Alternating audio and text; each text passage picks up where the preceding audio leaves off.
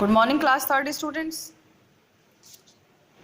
अभी हमने पार्ट 2 का सारांश पढ़ा है। अब हम इसको दोहराते हैं एक बार। मुख से निकली हुई सबसे छोटी ध्वनि वर्ण कहलाती है। वर्ण दो प्रकार के होते हैं, स्वर और व्यंजन। स्वर किसी अन्य वर्ण की सहायता के बिना बोला जाता है, व्यंजन स्वर की सहायता से बोला जाता है। स्वरों और व्यंजनों से मिलकर वर्णमाला बनती है। अह और अह, अंग छोटी अंग, इसमें बच्चों छोटी अंग आएगा। ये आपकी किताब में ये दोनों एक जैसे दे रखे हैं, इसमें छोटी अंग आएगा, अंग की बिंदी आएगी। और आयोग वह कहलाते हैं। ड़ और ढ अतिरिक्त व्यंजन है। श त्र ज्ञ और श्र संयुक्त व्यंजन कहलाते हैं। स्वर का प्रयोग दो तरह से होता है, मूल रूप में और व्यंजन के साथ मात्रा के रूप में। अ स्वर की कोई मात्रा नहीं होती है, लेकिन यह हर वर्ण के पीछे लगता है। अब हम देखिए अभ्यास कार्य याद करेंगे। मुख से निकली हुई सबसे छोटी ध्वनि क्या कहलाती है। इसमें देखिए 3 उत्तर होते हैं, आपको एक सही उत्तर बताना है। सही उत्तर है आपका वर्ण। अभी हमने पढ़ा है ना, किसी अन्य वर्ण की सहायता के बिना बोले जाने वाले वर्ण क्या कहलाते हैं, स्वर।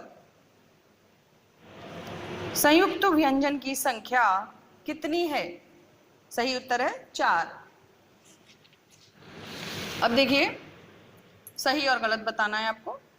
वर्ण ध्वनि की सबसे छोटी इकाई है, सही। वर्ण दो प्रकार के होते हैं, सही। अभी आपने पढ़ा है अ, छोटा अ, छोटी ई, छोटी ए, छोटा ओ व्यंजन वर्ण है, व्यंजन वर्ण है, गलत। नहीं, स्वर 15 होते हैं, गलत। कितने होते हैं आपको पता है ना, 11, तो ये बात गलत है। मूल व्यंजन 33 होते हैं, हाँ सही है। अब देखिए आपको मात्रा लगाकर नए शब्द बनाने हैं। कम, दम, बल, थल, कल, ये सारे बिना मात्रा के शब्द हैं। अब इसमें आपको मात्रा जोड़ देंगे। कमी, काम, कौम, दम, दाम, दुम, दमा। मात्रा जोड़ने से शब्द का उच्चारण भी बदल गया और शब्द का जो है अर्थ भी बदल गया। बल, बाल, बिल, बलि, थाल, थैला, थाली, कल, काला, कली, कला। तो इस तरीके से आप कोई और शब्द की भी यहाँ पर बना सकते हैं, कोई और शब्द भी बना सकते हैं। ज़रूरी नहीं है कि ये शब्द जो मैंने आपको बताए हैं, पढ़कर सुनाए हैं, यही शब्द आप इनको लिखें, क्योंकि आप कुछ और शब्द भी बना सकते हैं। अब आपका है देखिए संयुक्त व्यंजन। अनुस्वार, विसर्ग और अनुनासिक वाले 3 शब्द लिखिए। अनुनासिक से अनुस्वार से तो आप बता सकते हैं, अंक की बिंदी और चंद्र बिंदु वाले, ठीक है। संयुक्त व्यंजन वाले शब्द हैं, देखिए संयुक्त व्यंजन मैंने आपको बताया था, त्र, त्रिशूल है, श, क्षत्रिय है, ज्ञा, ज्ञानी है, ये हमारे संयुक्त व्यंजन है। और देखिए त्रिशूल, क्षत्रिय, ज्ञानी संयुक्त व्यंजन के शब्द हो गए। आप त्र से कोई और शब्द भी लिख सकते हैं, श से कोई और शब्द भी याद कर सकते हैं, ज्ञा, ज्ञानी से कोई और शब्द भी याद कर सकते हैं। ये मैंने आपको सिर्फ बताने के लिए लिखे हैं कि आप ये शब्द होते हैं संयुक्त व्यंजन से। अतः, स्वतः, प्रातः, ये आपने छोटी क्लासेस में ये पढ़ा होगा।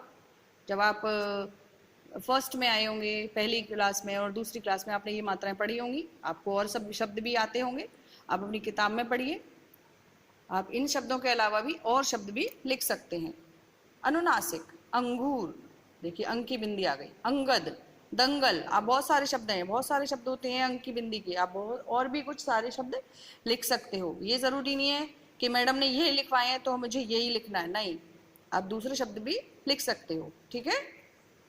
अनुस्वार, अनुस्वार देखो चंद्र बिंदु को कहते हैं, चंद्र बिंदु ऊपर लगी हुई है, एक चंद्र बिंदु, ठीक है।